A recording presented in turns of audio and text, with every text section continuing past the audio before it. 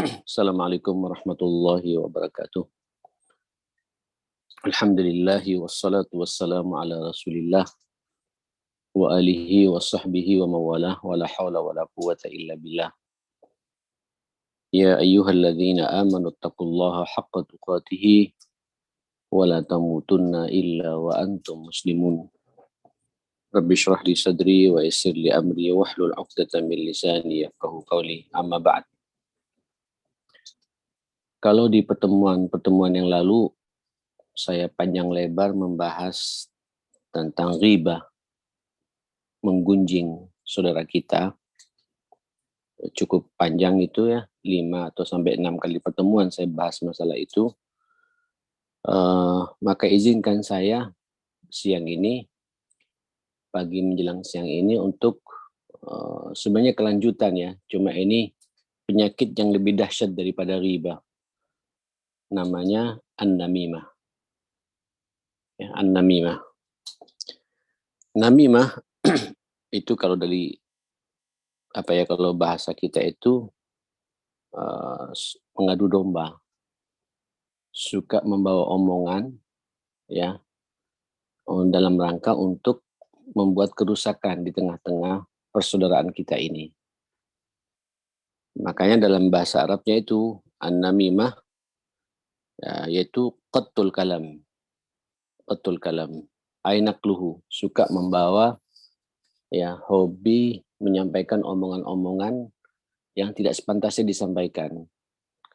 Ya, ada memang beberapa tipikal orang yang suka hobi ya naklul kalam itu. Tapi tujuannya apa? Ala jihadil ifsad, untuk membuat kerusakan, membuat pecahnya persaudaraan, rusaknya ukhuwah kita, sampai Nabi mengatakan la yadkhulul jannata qattat, tidak akan masuk surga orang yang suka membawa omongan itu. Atau yang Anda mengatakan juga alhamsu wal harakah, pergerakan, ya, dia suka berjalan dari suatu tempat ke tempat yang lain, ya, membawa satu sesuatu yang tidak perlu disampaikan, itu juga namanya an-namimah. Sehingga dari situ para ulama menyimpulkan dari istilah syar'inya, namimah itu ya ahaduhuma khas, yang pertama adalah mempunyai makna yang sangat khusus, naqlu kalamin nas ba'duhum ila ba'd ala jihadil ifsad bainahum, yaitu menyampaikan pembicaraan orang lain, pembicaraan yang tidak sepantasnya disampaikan. Tentu ini adalah pembicaraan muatan riba, perguncingan. Ya, dalam rangka apa? Ala jihadil ifsad, untuk kemudian membuat kerusakan di antara mereka. Ya. Nah, adapun yang makna secara umum, biasanya namimah itu kadang-kadang juga diartikan kayak ribah begitu saja. Ya, kashfu ma yakrahul mar'u kashfuhu sawa'un kahil mangkul anhu aw mangkul ilai aw kariyahu salih. Yaitu orang yang kalau bahasa lepasnya itu membuka aib temannya, aib saudaranya untuk disampaikan pada orang lain, tapi tidak dalam rangka membuat kerusakan, hanya hobi saja menggunjing seperti itu. Sehingga para ulama menyepakati, jadi namimah itu apa perbedaan antara namimah dan ghibah? Setiap orang namimah itu pasti ghibah. Ya. Tapi setiap orang yang berghibah belum tentu namimah. Berarti namimah ini di atasnya ghibah. Karena dia ketika menyampaikan aib saudaranya disebarluaskan, sekaligus ada muatan untuk mengadu domba satu sama lain. Ya, dalam rangka merusak tatanan kehidupan sosial di antara kita. Mudah-mudahan ini tidak terjadi dalam kehidupan kita. Nah, tentu mauqiful Islam, sikap agama kita sepakat namimah ini sebagaimana ghibah, bahkan lebih dahsyat lagi daripada ghibah, itu haram hukumnya. Kalau sampai ada di antara manusia ini suka membawa omongan, menyebarluaskan isu dalam rangka mengadu domba satu sama lain, dan termasuk ini adalah dosa besar, ya, dosa besar yang tidak akan diampuni oleh Allah Subhanahu wa taala kecuali dia taubatan nasuha, minta ampun kepada orang yang digunjingi itu, apalagi kemudian dalam rangka untuk mengadu domba, ya kalau tidak, dikatakan dalam kitab ini, tujibu lahu annar. Boleh jadi orang itu nanti akan masuk ke nerakanya Allah Subhanahu wa taala kalau dia tidak bertobat. A'udzubillahi minasyaitonirrajim. Innamas sabilu 'alal ladzina yazlimuna an-nas wa yabghuna fil ardi bighairil haqq. Sesungguhnya jalan menuju nerakanya Allah itulah bagi orang-orang yang zalim kepada orang lain dan selalu ketika berjalan di muka bumi ini bighairil haqq, tidak dengan cara yang benar, menyebarluaskan isu-isu yang tidak ada manfaatnya. Ya. Allah juga mengatakan secara khusus, ya, kata-kata namimah itu disebut oleh Allah Subhanahu wa taala kepada orangnya, wala tuti' kulla hallafin mahin hammazin masya'im binamim. Namim, ya, itu surat Al-Qalam ya, ayat 11. Allah mengatakan, janganlah kalian mengikuti ya setiap orang yang suka bersumpah tapi dengan sumpah yang penuh kehinaan. Ya, bersumpah membawa nama Allah, meyakinkan orang membawa nama Allah tapi penuh dusta. Ya, hamazim masya'im bin namim. Itulah mereka sengaja berbuat kerusakan ya, dan kalau berjalan selalu menyebarluaskan isu-isu negatif seperti itu. Namimah. Nah, makanya Rasulullah Shallallahu alaihi wasallam secara khusus pula mengatakan, inna min syirarin nas man ittaqa'in nas li syarrihi. Man ittaqahu nas ali syarrihi. Sesungguhnya seburuk-buruk manusia, kata Nabi Shallallahu alaihi wasallam, itulah orang yang kemudian merasa takut ya akan keburukannya. Ya, tentu ya akhi, kalau namam itu atau orang yang suka namimah itu menyebarluaskan isu-isu negatif ya, yang itu yang kemudian membuat rusaknya tatanan kehidupan kita. Di riwayat yang lain Nabi juga mengatakan la yadkhulul jannata qati'. Tidak akan masuk surga orang yang memutus tali silaturahim. Qati' itu memutus. Wamal qati', ada yang bertanya kepada Rasulullah, siapa qati' itu ya Rasulullah? Qati' bainan nas. Itulah orang yang memutus di antara orang satu sama lain. Jadi qati' itu tidak hanya sekedar memutus tali silaturahim antara yang bersangkutan dengan orang lain, tapi juga antar orang lain. Kita ikut tampil di situ untuk memecah belah persaudaraan di antara kita. Masuklah pada hadis ini. La yadkhulul jannata qati'. Na'udzubillah, ya, mudah-mudahan kita dijauhkan. Mungkin Ustadz sekalian, jamaah sekalian, kita masih ingat ya, saya beberapa bulan yang lalu sempat menyampaikan kisah Nabi ketika berjalan di atas 2 kuburan gitu ya, melewati 2 kuburan. Ya, kemudian Nabi mengatakan, marra Rasulullah biqabrain wa qala innahuma la yu'adzaban. Kasihan 2 kuburan ini, dua-duanya penghuninya sama-sama disiksa oleh Allah Subhanahu wa taala. Kalian mungkin menganggap ini bukan pelaku dosa besar, tapi justru inilah pelaku dosa besar, kata Nabi. Yang pertama siapa?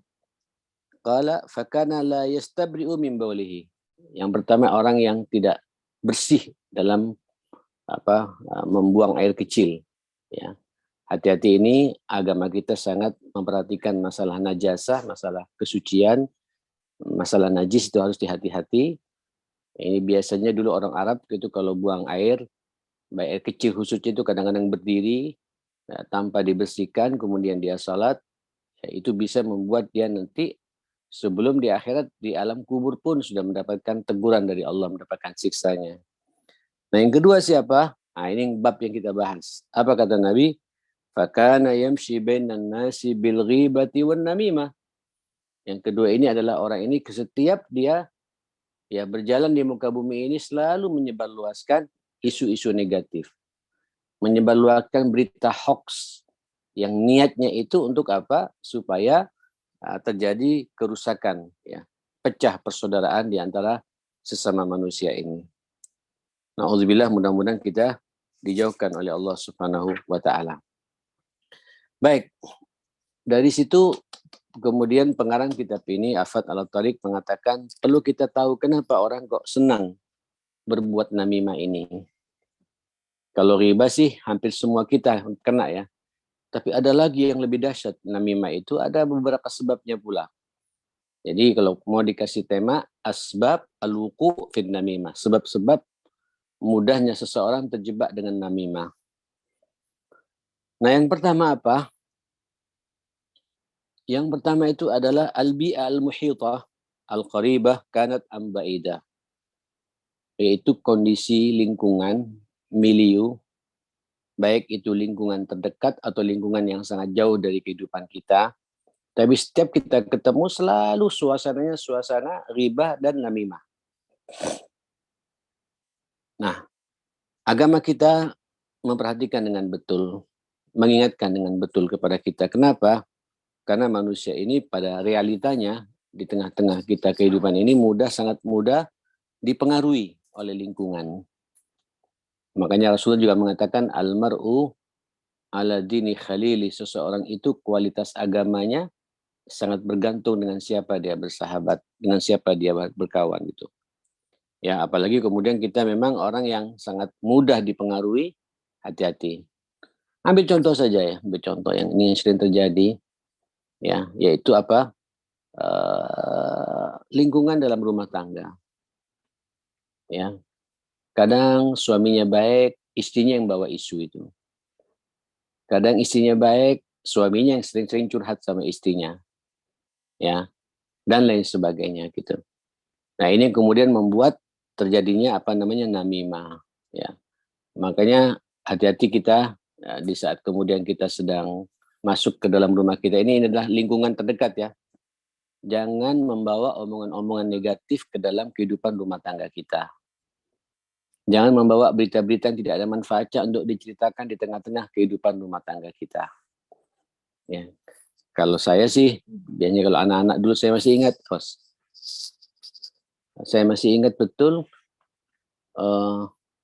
dulu ketika masih kuliah anak-anak saya itu pulang-pulang, kemudian dia wajahnya merengut, akhirnya dia menggunjing dosennya, ya, atau bahkan namimah terhadap dosennya. Kenapa? Capek aku, Bi. Kenapa capek? Killer dosen ini, Bi. Coba lihat.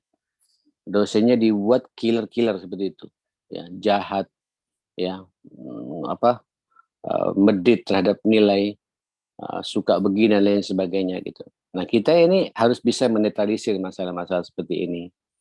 Nah, kalau kita iman lagi turun, mohon maaf, kalau iman lagi turun, itu biasanya nanti kita mudah. Siapa itu dosennya itu? Tanpa dia sadari, anak itu mengadu domba kepada orang tuanya. Apalagi kita tahu dengan dosen itu. Ya, termasuk saya secara pribadi lah ya. Anak saya kebetulan kuliah di kampus tertentu. Saya banyak kenal dengan dosennya, bahkan dengan rektornya, bahkan dengan dosen walinya segala macam. Tiba-tiba ada dosen yang kemudian bermasalah dengan anak saya. Kemudian anak saya nyampe ke saya. Tanpa dia sadari, anak itu ketika dia curhat kepada saya, dia sedang namimah pada hakikatnya. Mengadu domba. Ya, dosen itu ketika dia ceritakan kepada saya, akhirnya saya karena begitu cinta, ya kalau pas iman saya lagi naik. Kalau iman saya lagi naik, enak saya memberikan nasihat kepada anak saya. Kalau iman lagi turun, merasa tersinggung saya. Kok anak saya dibeginikan? Akhirnya saya lapor kepada rektornya. Boleh jadi dosen itu dikeluarkan. Boleh jadi dosen itu, ini tanpa kita sadari. Ya, mungkin juga dalam konteks ini, konteks deki ya. Ya, deki ini dompet Quran ini. Ya, ini kan masalah uang, masalah apa segala macam. Tiba-tiba ada seseorang yang kemudian bermasalah dari sisi keuangan. Padahal kita belum pernah menasihatinya. Langsung kita lompat menceritakan kepada atasan kita, kepada kepala bagian kita, kepada direksi kita, jajaran direksi. Begini. Kenapa kita tidak mencoba untuk menyelesaikan dulu, menasihati dulu? Sebegitu kita sampaikan ke atas, ya kalau pas para direksi ini iman lagi naik, sebagaimana saya katakan tadi, itu bisa langsung dieksekusi, dipanggil, ditanya, diintegrasi, tidak bisa dijawab, dikeluarkan. Ini namanya ifsad, merusak tatanan persaudaraan di antara kita. Ya, akhirnya apa? Dia putus pekerjaan, ya rizkinya juga kemudian terhambat karena omongan-omongan yang kita sampaikan kepada orang-orang yang tidak perlu kita menyampaikannya. Nah, kira-kira begitu ya. Termasuk juga hati-hati persahabatan di luar kita, di luar lingkungan yang agak jauh, sahabat-sahabat di antara kita. Kadang-kadang nanti ada pas kita duduk-duduk, cangkruan, santai, ada saja orang menyampaikan berita-berita hoax, berita-berita yang nggak benar. Ya, apalagi yang di riba ini, yang di namimai ini adalah orang-orang penting. Na'udzubillah, ini lebih dahsyat lagi dosanya di hadapan Allah Subhanahu wa taala. Ini yang pertama, ya. Yang kedua, kenapa orang bisa mudah terjebak dengan namimah ini? Sepakat para ulama adalah al-hasad. Ya. Yang kedua, itu yaitu masalah hasad, iri. Ini orang kalau sudah iri, ya, dengki, ini hobi memang untuk terjebak dengan dosa namimah ini, mengadu domba ini. Ya, karena setiap ngelihat saudaranya sukses, itu gelisah dia. Dan bagaimana berusaha untuk menjatuhkan. Ya, makanya hasad itu tamanni zawalin ni'man akhi. Ada niatan untuk menghancurkan berbagai macam karunia yang Allah berikan kepadanya itu. Orang kalau ada hasad itu, ya, ya, Ustaz dan Ustazah sekalian, orang kalau hasad itu, ya, senang ngelihat orang sedih, ya, sedih ngelihat orang senang, ya, bahagia ngelihat orang susah, susah ngelihat orang bahagia, gitu. Itu orang-orang hasad seperti itu. Sehingga sangat mudah orang-orang seperti itu terjebak dengan yang namanya apa? Namimah, seperti itu. Begitu ngelihat temannya sukses, waduh, tidak bisa tidur itu. Bagaimana mencari cara, ya, untuk menyebarkan isu bagi yang bersangkutan sehingga dia tidak sukses lagi, gitu. Terjadi itu, ya, terjadi hal-hal seperti itu. Berikutnya juga mahabbatus syarr wasu' linnas. Memang hobi menyebarluaskan keburukan, ya, kejahatan di tengah-tengah orang lain. Ada memang tipikal orang, apa ya, kalau pas ada cangkruan dia duduk kira-kira 5-10 menit kemudian menyebarkan isu dia pulang. Nanti jadi bahan diskusi, perang di antara mereka, tukaran di antara mereka.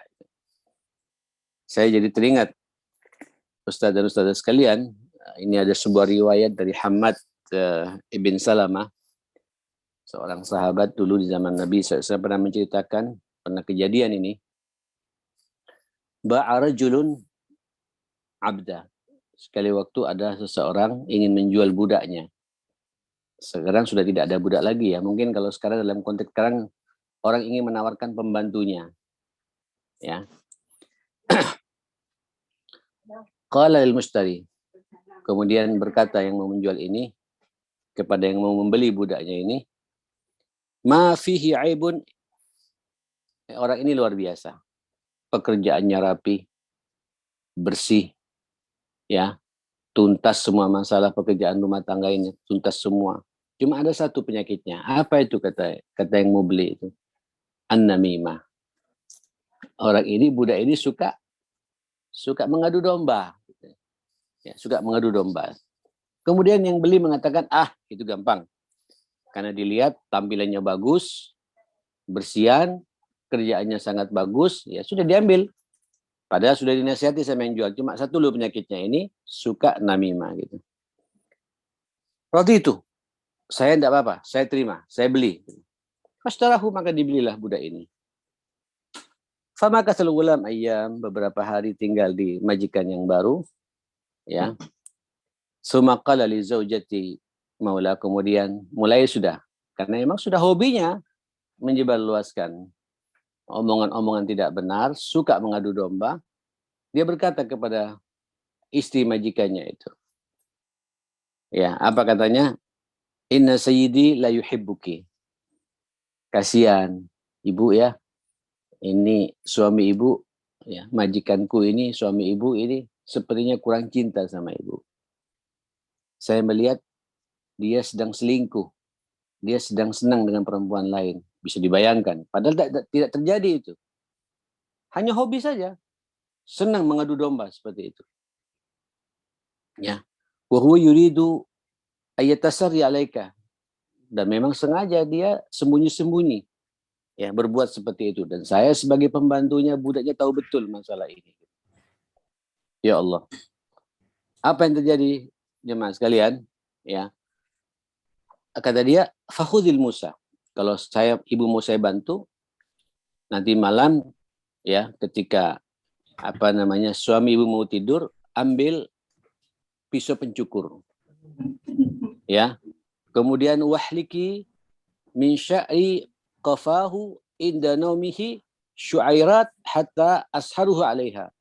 Potong sedikit rambut yang ada di cambangnya itu, kata pembantunya ini, potong sedikit ya. Saya butuh beberapa helai, beberapa lembar rambutnya. Nanti saya akan ajari jampi-jampi buat ibu supaya dia lebih mencintai ibu lagi nanti. Wah, senang istrinya karena ada jalan keluar seperti itu. Sumaqala lizauj. Di saat yang bersamaan, dia juga mendatangi, beberapa saat setelah itu mendatangi suaminya. Apa kata dia? Inna imra'ataka ittakhadat khalila. Itu istrimu selingkuh. Sama. Di saat sampean kerja, dia masukkan laki-laki ke dalam rumah ini. Gitu. Wa turidu an taqtulaka. Sepertinya dia ingin membunuh engkau. Gitu. Ya. Fatanawam laha. Hatta ta'rif dhalik. Kalau tidak percaya, lihat nanti ketika tidur. Saya sudah dengar ada rencana jahat kepadamu itu. Engkau pura-pura tidur saja ya. Jangan langsung tidur, pura-pura tidur saja. Gitu. Fatanawam laha. Kemudian pura-pura tidurlah suaminya ini. Faja'atil mar'a bil musa, kemudian datang istrinya pas seakan-akan dia tidur lelap membawa pisau cukur itu sebenarnya untuk mengambil sebagian dari rambut di cambangnya untuk kemudian nanti dijampi-jampi sama budaknya ini. Fadhanna annaha turidu qatlah, tapi sang suami menyangka bahwa istrinya ini ingin membunuh dia gitu. Betul, sekeluarga. Halo. Tolong dimatikan dulu ya. Fadhanna annaha turidu qatlahu. Faqama ilaiha faqatalaha. Masya Allah, langsung begitu dia istri sedang ingin mengambil sebagian rambutnya itu dan dia menyangka sang suami ingin menggorok dia bangkit, dia bangun, dia ambil pisaunya dan dibunuhlah istrinya ini. Ini dampak daripada namimah seperti itu. Memang sengaja menyebarkan isu-isu tidak benar supaya tukaran satu sama lain. Ya Allah, faji'atul mar'ah. Maka keluarga wanita itu datang semuanya dan membunuh pula suaminya. Akhirnya antar dua keluarga ini saling bunuh-bunuhan satu sama lain. Kenapa? Karena ada seseorang yang menyebarluaskan isu-isu negatif. Namanya namimah. Na'udzubillah ya, semua na'udzubillah ya. Ayo, saya hanya mengingatkan saja buat teman-teman di DK ini. Apalagi antum ini ngelola dana umat ya. Ini kan juga tipis ya.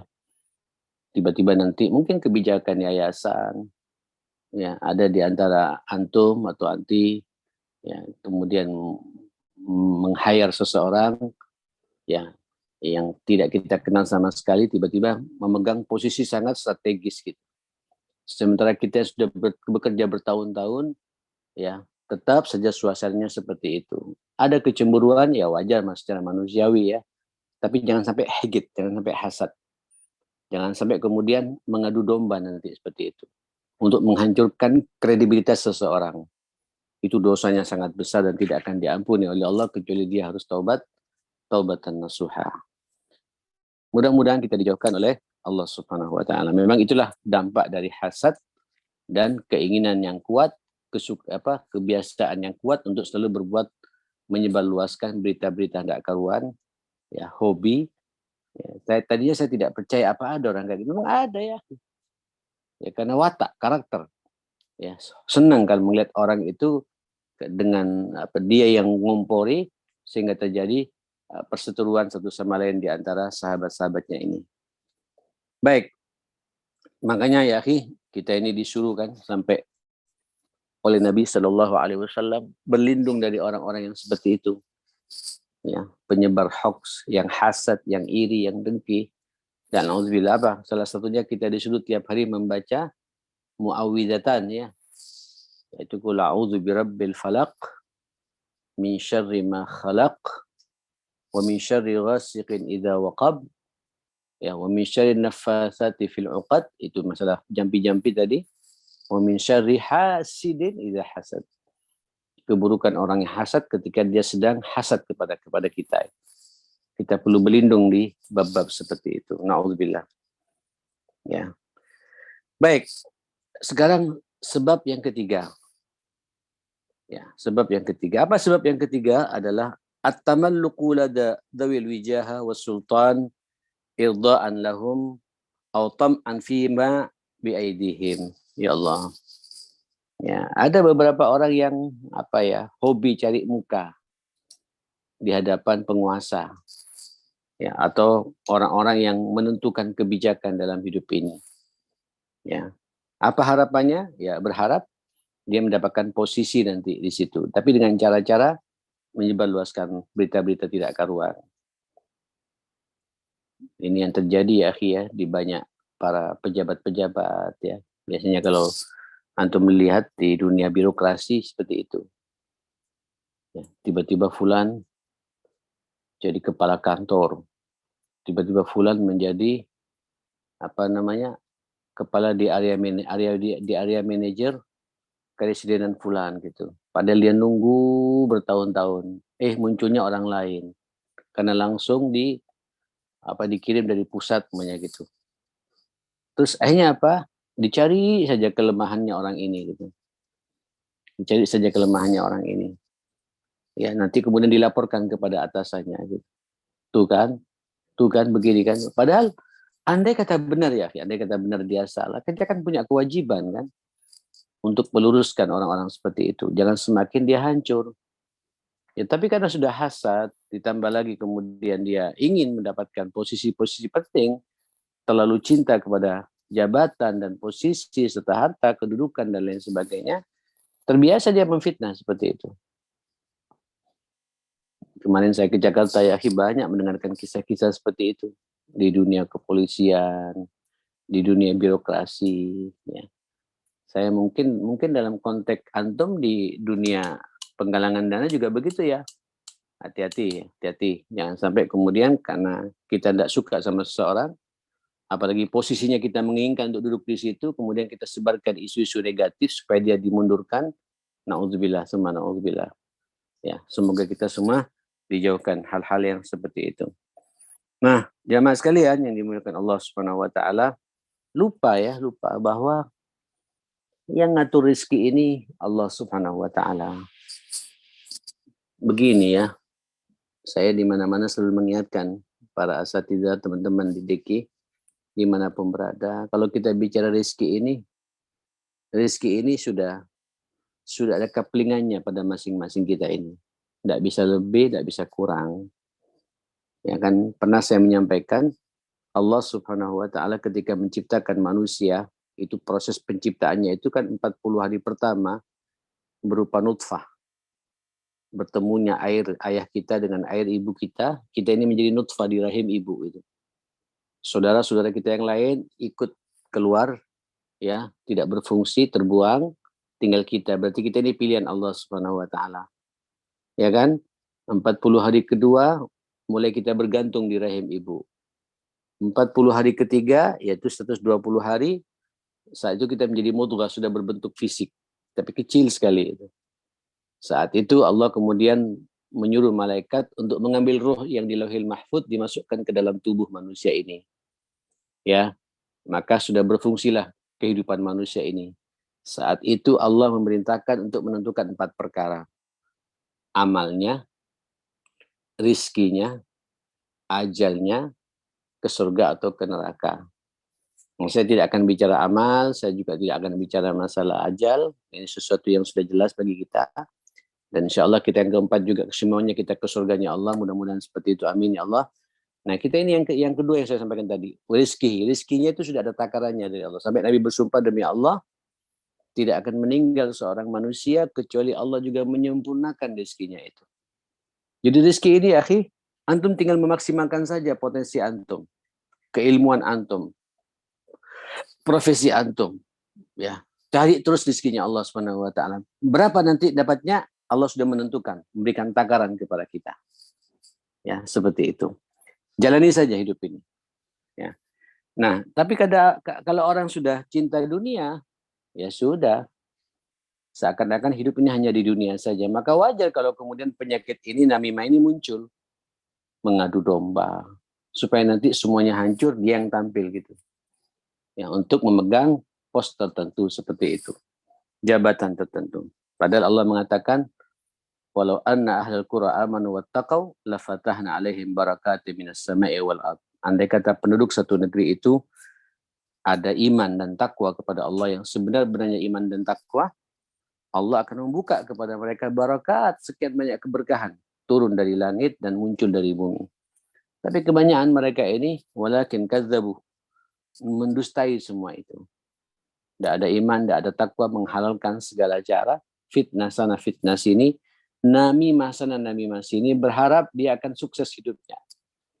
Allah mengatakan fa'akhadnahum bima kanu yaksibun. Kami akan mengambil mereka dari apa yang mereka perbuat itu.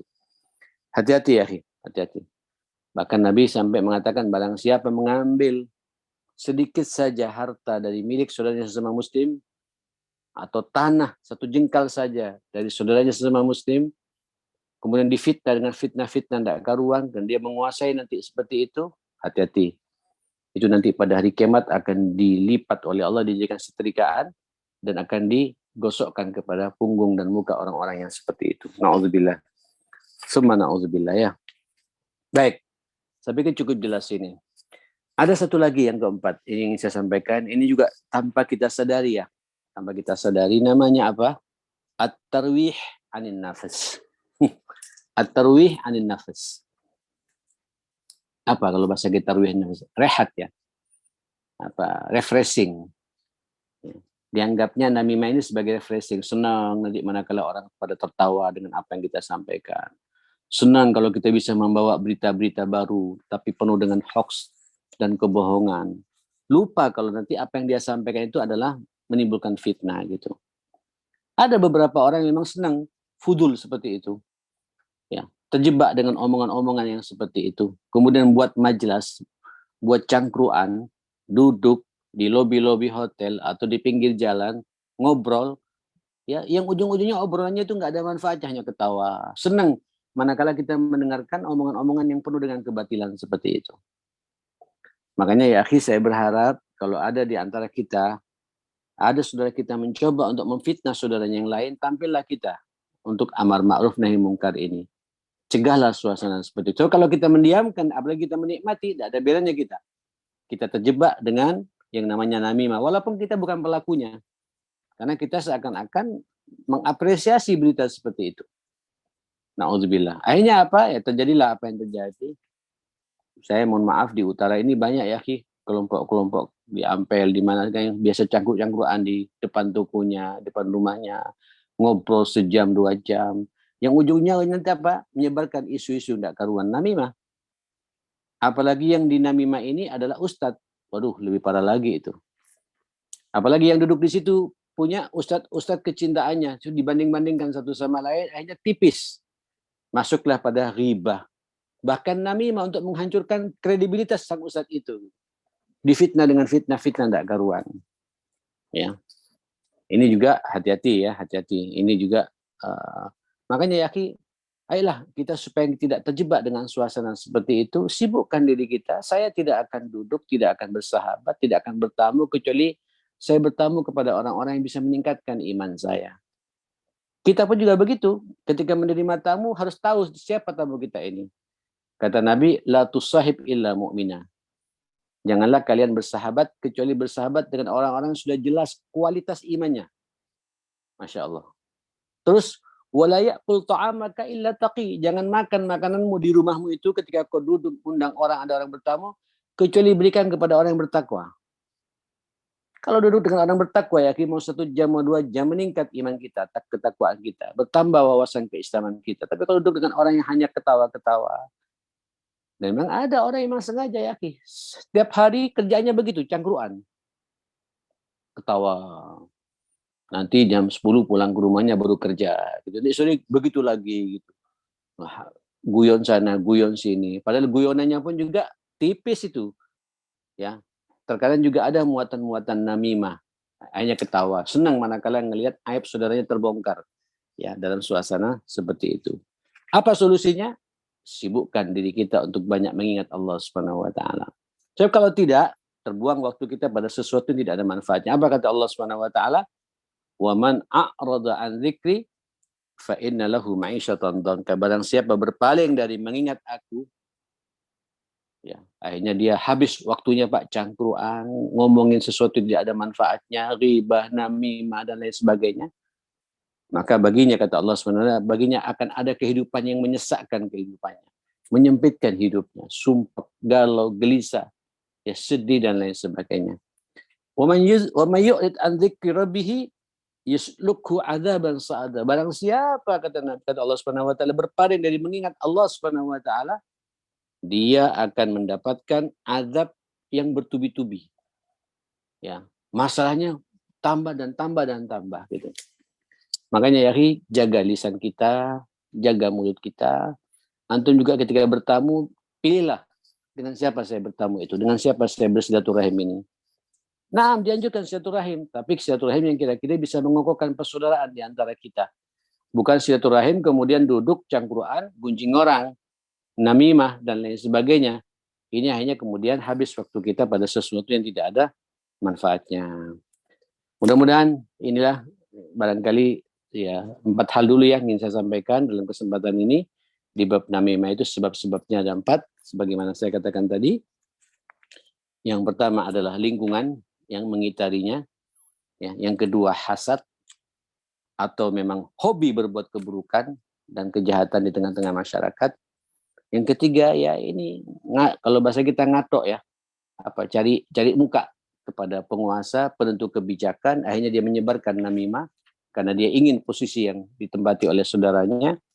Dan yang keempat, hati-hati duduk cangkruan rehat, yang kemudian dalam duduk dan rehat itu juga ada muatan-muatan namimah yang akhirnya habis waktu kita pada sesuatu yang tidak ada manfaatnya. Mudah-mudahan kita semua dijauhkan oleh Allah Subhanahu wa taala dari sikap ini, dari sifat ini. Ingat ya, namimah ini lebih dahsyat daripada riba.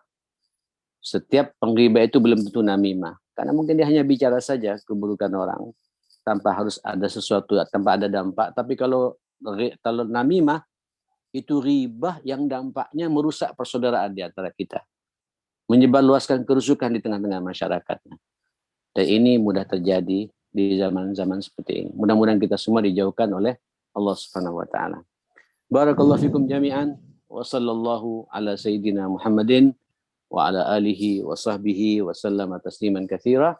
Walhamdulillahi rabbil alamin. Saya mohon maaf. Fadhal kalau ada yang ditanyakan.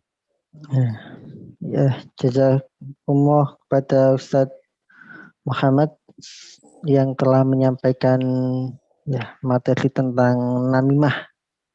Tadi ada 4 yang sudah disampaikan penyebabnya, di antaranya adalah lingkungan yang mengitari, ini yang paling pertama. Jadi jangan sampai ya kita harus menciptakan bagaimana lingkungan sekitar kita terhindar dari namimah. Ini ada satu pertanyaan yang sudah masuk Ustaz. Ya. Dari Bang Yusuf. Ini pertanyaannya, bisa dicontohkan kecemburuan yang diizinkan itu seperti apa, yang tidak sampai pada takaran hasad. Ya, jadi ini untuk hasad atau iri dengan orang lain. Iya, kalau dalam bahasa Nabi itu namanya ribtah, ya, ribtah, hasad yang positif, ya, hasad yang positif. Itu terjadi pada 2 hal kata Nabi. Apa itu? Hasad kepada orang yang diberi ilmu pengetahuan, ya, sementara dia tidak mendapatkan ilmu pengetahuan itu, kemudian dia belajar, ingin sama seperti orang itu. Ya, ini hasad yang diperbolehkan. Ya bukan hasad, Nabi mengatakan ribtah, sehingga muncul nanti fastabiqul khairat di situ. Kenapa fulan pintar, saya kok tidak pintar? Kenapa fulan kok banyak hafalan Qur'annya, saya kok tidak, kok sedikit hafalan Qur'an saya? Sehingga dia terpicu dari situ, kemudian belajar, menghafal dan menghafal, akhirnya juga sama dengan orang itu, bahkan melebihi orang itu. Itu diperbolehkan tanpa merusak saudaranya yang sudah hafal Quran dan banyak amal solehnya seperti itu. Nah, yang kedua adalah seseorang yang diberi oleh Allah harta yang banyak, kemudian hartanya dihabiskan karena diinfakkan di jalan Allah Subhanahu wa taala gitu. Masya Allah fulan ya bisa berinfak dengan sepeda motornya, fulan berinfak dengan menghibahkan rumahnya untuk dibangun masjid, fulan begini, saya kok tidak bisa ya. Sehingga antum juga mencari, ya, pingin fastabiqul khairat dengan cara-cara seperti itu diperbolehkan. Ya, cemburu dalam amal-amal saleh tanpa harus merusak orang yang kita cemburui. Itu diperbolehkan oleh agama kita. Naam ya. Itu. Ya. Mungkin ini belum ada, karena ingin bertanya ini Ustaz. Ya, ini Tafadhal ya Ustaz. terkait dengan apa? Misalnya ya ada isu yang negatif terhadap saudara kita. Sedangkan kita kalau mau konfirmasi langsung kan nggak enak. Nah, seperti tadi yang cerita budak yang mengadu domba, itu misalnya suaminya mau konfirmasi kan juga bisa saja malah menyakiti hatinya. Masa misalnya tiba-tiba tanya, kamu selingkuh kan? Ya nggak mungkin ya gitu. Ya, itu bagaimana cara untuk menyikapi hal itu gitu. Ya, kalau dalam urusan rumah tangga, insya Allah masing-masing tahulah bagaimana cara untuk kemudian masuk ke situ. Ya, mungkin pelan-pelan. Bahkan kita berikan rasa husnudzon yang tinggi kepada keluarga kita. Kecuali antum sudah jelas-jelas melihat dengan mata kepala antum sendiri. Ya, kalau isu antum jauhkan, tinggalkan. Apalagi yang menyampaikan isu terhadap keluarga kita itu orang lain. Kok bisa-bisanya menyampaikan begitu kepada saya gitu. Antum kerja tanyain, antum ada saksi? Antum melihat ya, antum siap disumpah? Jangan tanya ke istri. Atau jangan tanya ke suami gitu. Antum siap disumpah? Tanyakan, mungkin dia akan na'udzubillah. Akhirnya dia takut kan. Ya, kalau hanya isu, hati-hati. Dalam urusan perselingkuhan itu saksinya itu harus mata melihat langsung. Ya, dan tidak boleh difoto. Ya, itu berarti menyengaja untuk melihat aibnya orang. Ya, tapi kalau melihat langsung dan karena kita kasihan kepada yang bersangkutan, antum bisa ngasih nasihat, jaga istri antum ya akhi, atau datangi istrinya yang kalau mbak-mbak rawat suami antum ya akhi gitu. Kenapa? Sudahlah, saya melihat sesuatu yang tidak menyenangkan, tapi saya tidak mau cerita masalah ini. Seharusnya kan begitu dalam rangka untuk menjaga keharmonisan rumah tangga orang yang sedang ditimpa isu seperti itu. Jangan kemudian langsung, aku dengar kamu begini ya, padahal nggak ada saksi, nggak ada apa. Bisa rusak rumah tangga kita. Seperti itu. Naam. Ya, jazakumullah Ustaz. Ini mungkin dari Bapak Ibu ada yang mau bertanya, bisa bertanya langsung juga jika berkenan. Bisa raise hand ya. Kalau sudah tidak ada, ya mungkin bisa kita tutup kajian kita yang kali ini. Dan sebelum ditutup, kami mohon kepada Ustadz Muhammad untuk memimpin doa. Bismillahirrahmanirrahim. Alhamdulillahirabbil alamin. Allahumma shalli ala sayyidina Muhammadin wa ala ali sayyidina Muhammad. Allahumma arhamna bil Qur'an, Allahumma ihfazna bil Qur'an, Allahumma akrimna bil Qur'an, Allahumma hdina bil Qur'an. اللهم سدد لنا بالقرآن يا حي يا قيوم برحمتك نستغيث اللهم إنا نسألك الثبات في الأمر والعزيمة على الرشد ونسألك شكر نعمتك وحسن عبادتك ونسألك قلبا سليما ولسانا صادقا ونسألك من خير ما تعلم ونعوذ بك من شر ما تعلم ونستغفرك لما لا نعلم إنك أنت علام الغيوب ربنا اغفر لنا وتب علينا إنك أنت التواب الرحيم اللهم حبب إلينا الإيمان وزينه في قلوبنا وكره إلينا الكفر والفسوق والعصيان واجعلنا من الراشدين برحمتك يا أكرم الأكرمين وصلى الله على سيدنا محمد وآله وصحبه وسلم الحمد لله رب العالمين والله أعلم السلام عليكم ورحمة الله وبركاته.